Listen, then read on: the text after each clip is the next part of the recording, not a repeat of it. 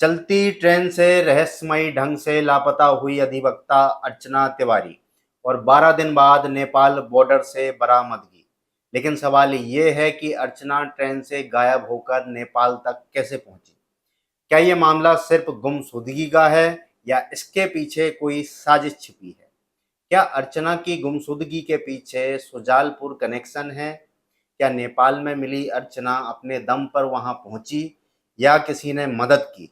और सबसे बड़ा सवाल, कटनी जाने वाली बेटी आखिर नेपाल बॉर्डर तक क्यों भटक गई? अर्चना तिवारी कटनी की रहने वाली लॉ ग्रेजुएट, प्रैक्टिसिंग लॉयर और सिविल जज की तैयारी कर रही थी। 7 अगस्त को इंदौर से नर्मदा एक्सप्रेस पकड़कर कटनी जाने के लिए निकली। कोच नंबर B3 की सीट नंबर 3 पर उनका पूरा सामान मिला, बैग, किताबें, लेकिन अर्चना नहीं मिली। जीआरपी पुलिस ने मामला दर्ज किया, गोताखोरों की मदद से नर्मदा नदी खंगाली, जंगलों में सर्च ऑपरेशन चला, लेकिन अर्चना का कोई सुराग नहीं। फिर आया पहला बड़ा ट्विस्ट। ग्वालियर के आरक्षक राम तोमर का नाम सामने आया। पुलिस ने इन्वेस्टिगेशन की तो पता चला कि कोर्ट केस के सिलसिले में उसकी अर्चना से बातचीत हुई थी और उसने इंदौर से ग्वालियर का टिकट भी बनवाया था। लेकिन ये सुराग भी अर्चना की गुमशुदगी की गुत्थी नहीं सुलझा सका। चलती ट्रेन से लापता हुई युवती आखिर कहाँ चली गई थी?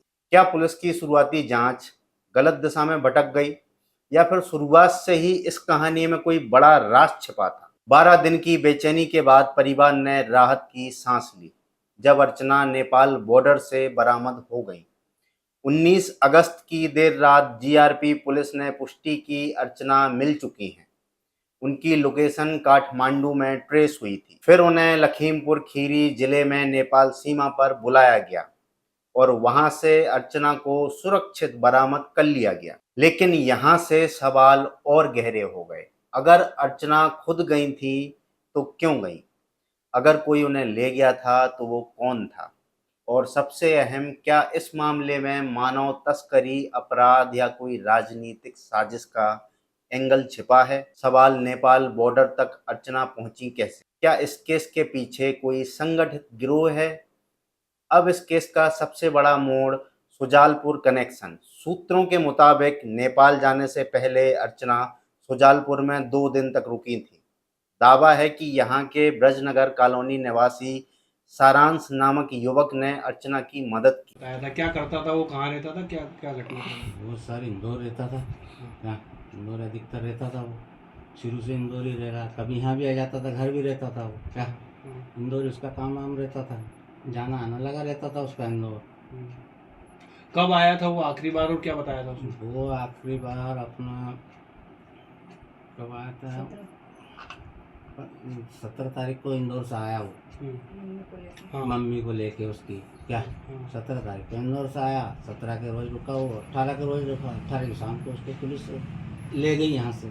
क्या कनेक्शन है इस लड़की का? इसने कभी पहले कुछ बताया था कि? इसने 1-2 बार बताया था कि कोई लड़की है, अब सपना नाम की, अर्चना तो हमने अभी सुना, सपना नाम की कोई लड़की है और वो एडवोकेट है, बोले उससे मेरा परिचित है तो मेरे कागज वागज डॉक्यूमेंट वगैरह बनवाना है, ये बारे में बताया था। फिर उसने एक आध बार बताया कि मैं प्रेम व्रेम करता हूँ साहब, तो ऐसा है वैसा बताया था उसने। हमने तो ध्यान में हमने मना कर दिया, भाई इस लफड़े में मत पड़ना, आप कोई भी काम गलत मत करना। इंदौर में क्या काम करता था वो?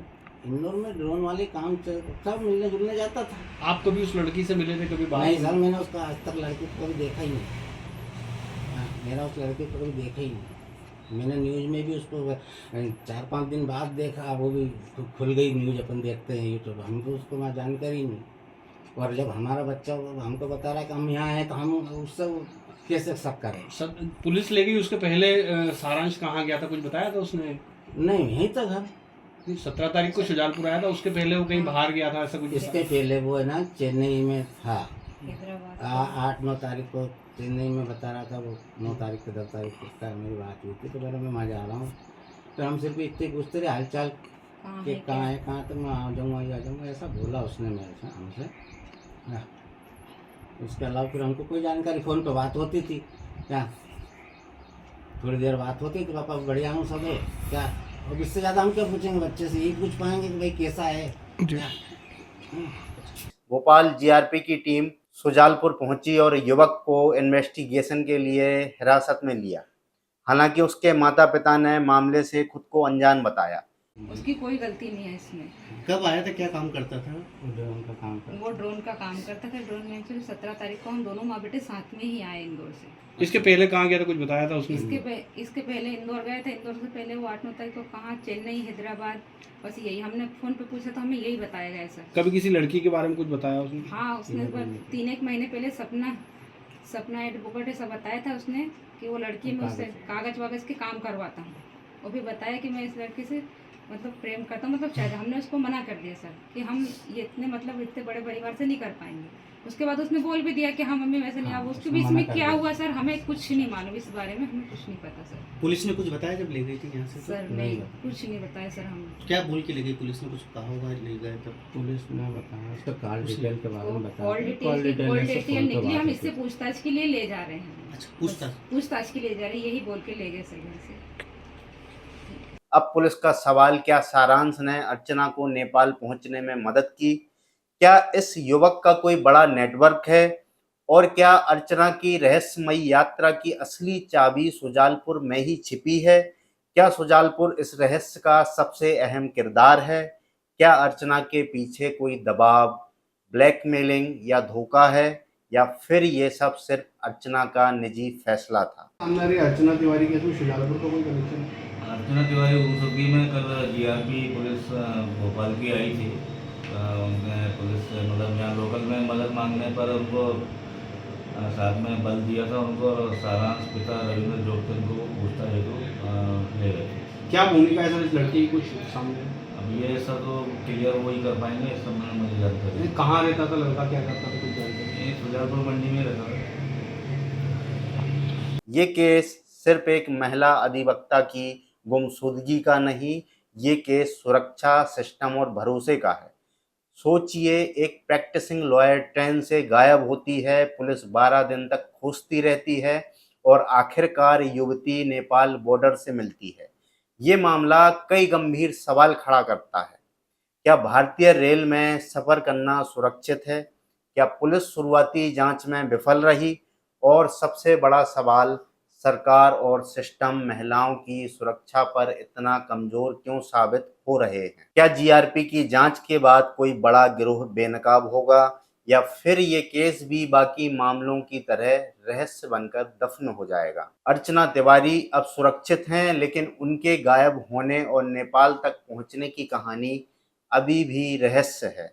सुजालपुर कनेक्शन, नेपाल का सफर और बीच की गुत्थियां, क्या पुलिस जल्द सच्चाई सामने लाएगी, या फिर ये केस भी सवालों के बोझ तले दबकर रह जाएगा? आप बताइए, क्या ये केस सिर्फ निजी मामला है, या इसके पीछे कोई संगठित खेल? क्या सरकार और पुलिस जनता को पूरी हकीकत बताएंगे? कमेंट में अपनी राय दीजिए। वीडियो को शेयर और चैनल को सब्सक्राइब करना ना भूलें, क्योंकि यहाँ मिलेगी आपको हर बड़ी खबर की सच्चाई। आप देख रहे हैं आंचलिक खबरें, अपनों की खबर आप तक।